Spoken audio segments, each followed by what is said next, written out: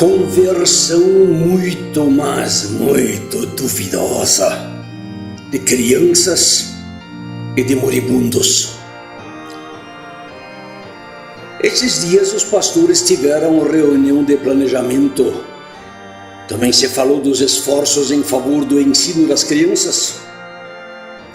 Uma das perguntas levantadas foi acerca de pessoas capacitadas para treinamento de professores de culto infantil. Avaliou-se a possibilidade de aproveitar líderes de evangelização de crianças, mesmo não procedentes da tradição luterana. Na nossa igreja luterana, o trabalho com crianças não evoluiu com a mesma ênfase das igrejas procedentes do calvinismo e do pietismo. A seriedade da teologia da cruz e a experiência do arrependimento não são uma brincadeira. Isso torna o trabalho com crianças mais difícil. Conversão de crianças. O pastor batista Helmut Fürstenau, falecido em 1989, que eu considero o maior no reino de Deus, apesar da sua humildade, ou bem por causa dela, explicou o que quero dizer da seguinte maneira numa prédica. Abre aspas. Com isso não digo que criancinhas, quando são nascidas, estão perdidas. Não. Enquanto elas ainda são crianças, o Senhor Jesus lhes assegurou a salvação quando disse: dos tais é o reino de Deus. Isso não vale para os velhos. Eu falei sempre com grande alegria em enterros de crianças. O reino de Deus é delas. No enterro de pessoas adultas, eu nunca disse isso. Para dentro destes, não conseguimos olhar profundamente. A este somente Deus conhece. Eu gostaria, sim, que todos morrêssemos salvos, também eu. Mas afirmar isso com convicção de uma pessoa adulta, sobre isso só o Senhor conhece os seus.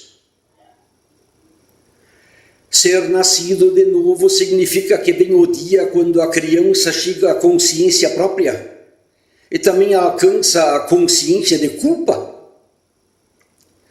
Vocês sempre vão observar que quando crianças querem se converter, e alguns evangelistas fazem tanta força para isso acontecer, elas se querem converter de determinados pecados, voltar atrás de certos atos. Exemplo, há pouco tempo tínhamos uma daquelas semanas, aí também apareceu um menino. Eu pergunto: e tu, menino, o que queres? Ele: eu quero me converter. Eu digo: sim, bem, mas de que tu queres te converter? Ele: uns dias atrás eu peguei uma pedra e joguei contra um homem, por sorte a pedrada não acertou. Agora ele queria se converter desse pecado. O gesto dele foi bacana. Eu disse: menino, faça isto. Vem, ajoelha-te comigo e peça ao Salvador que te perdoe. Ótimo! Mas isso não é um novo nascimento? Ser nascido de novo significa que no dia em que a criança alcança a autoconsciência, vai encontrar a consciência de culpa. Não por ter feito uma ou duas travessuras, mas como condição integral. Novo nascimento acontece ali onde o ser humano chega a conhecer a sua perdição total. Quando o ser humano sabe que não é uma ação isolada que o separa de Deus, mas que estou separado de Deus com todo o meu ser, perdido. Retira-te de mim porque sou pecador. Olha, é aí que começa o que o Senhor faz, uma nova criatura. Até aqui as palavras de Fürstenau. Algumas vezes evangelizei em paróquias que se tinham por avivadas. Eu me arrepiava cada vez que no decorrer do programa, depois do aquecimento inicial, as crianças eram convidadas a se retirar para um programa especial, com as tias, ou um vídeo. Eu pensava comigo, mas o programa especial está acontecendo agora? Agora que está sendo servido o prato principal, as crianças vão passar fome. Claro, o pregador precisa se esforçar e orar para poder trazer o assunto do Salvador de uma forma que as crianças entendam. Porque então talvez até os adultos entendam. Insistir numa conversão de criança é uma violência espiritual. É comparável à pedofilia, onde uma criança é submetida à violência física. Ambas as atitudes tentam atingir crianças antes de elas serem capazes de absorver os valores espirituais e morais dos pais.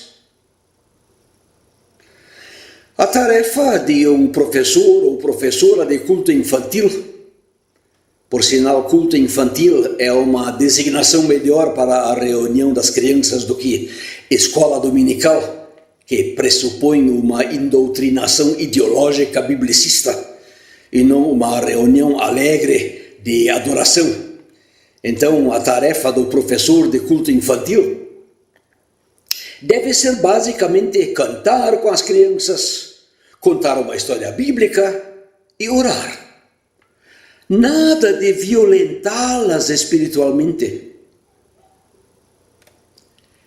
É pena que nós adultos tão facilmente esquecêssemos que a puberdade é uma fornalha em que todos os conceitos da personalidade são provados como a prata no fogo dos hormônios. Nosso subconsciente também faz questão de fazer cair no esquecimento a nossa condição de pecador.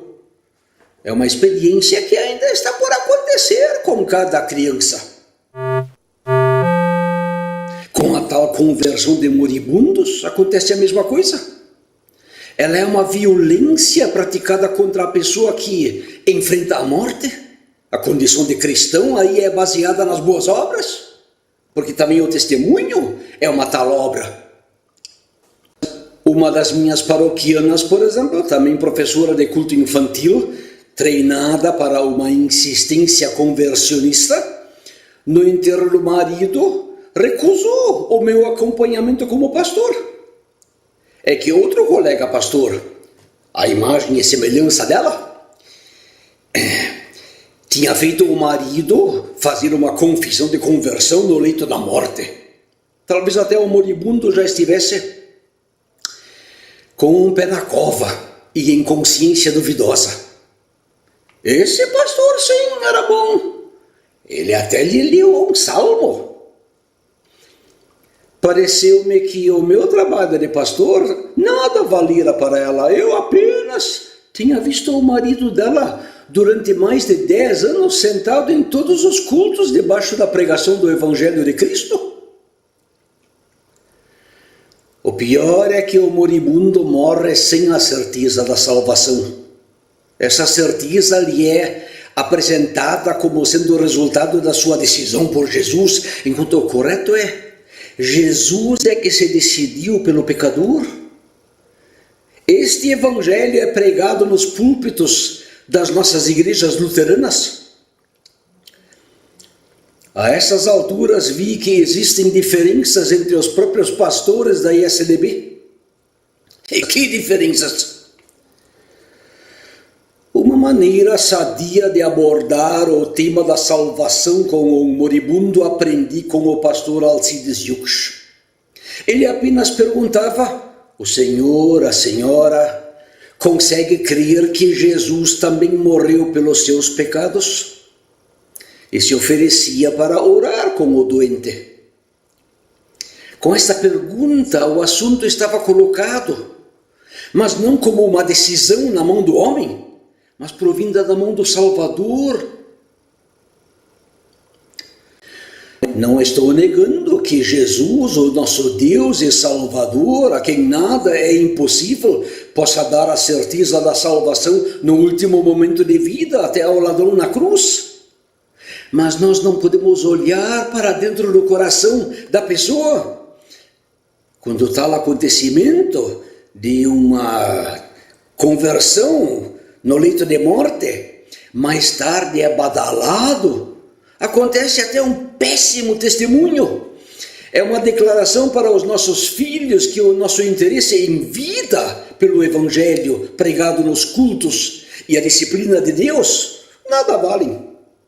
É no leito de morte que a gente vai se acertar com Deus. Que engano, que fraude. Sendo um homem que sabia que devia dar mais tempo para o Evangelho de Cristo e declarava: quando eu estiver aposentado, então vou me dedicar melhor. Arrisco dizer que, felizmente, ele morreu antes de se aposentar, porque senão a sua dedicação como aposentado serviria para os jovens de testemunho que para Deus se pode reservar o resto, o lixo da vida. É aqui que entraria um arrependimento sincero de um adulto. Mensagem de Lutero. No Catecismo Menor, Martim Lutero explica, no segundo artigo: creio que por minha própria razão ou força não posso crer em Jesus Cristo, meu Senhor.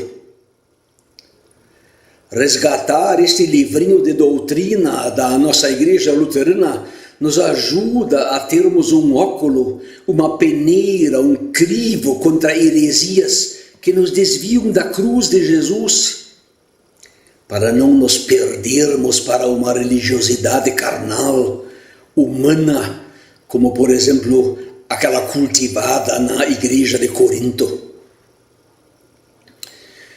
Quando então da seleção de palestrantes que fazemos pregar em nossos púlpitos e treinar nossos líderes de culto infantil, nós pastores precisamos de afiado discernimento, afiado na doutrina e na história da reforma.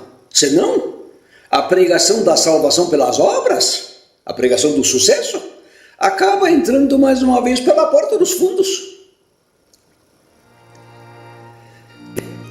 Vejamos uma pequena ajuda para distinguir a lei do Evangelho. A lei diz: faz isto e viverás. O Evangelho diz: vive com Jesus e farás isto. A lei diz fazer. O Evangelho diz: já está feito tudo o que é necessário para a tua salvação.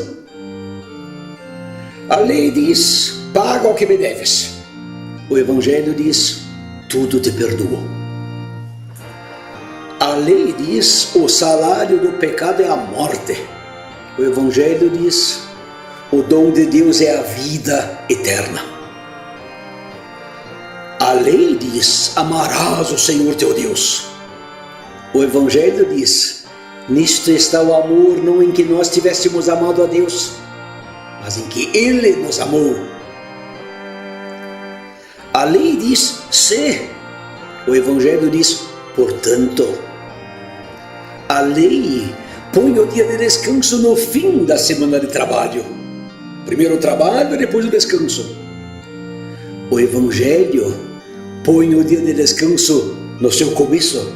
Primeiro o domingo, primeiro o Evangelho e depois o testemunho, depois o trabalho.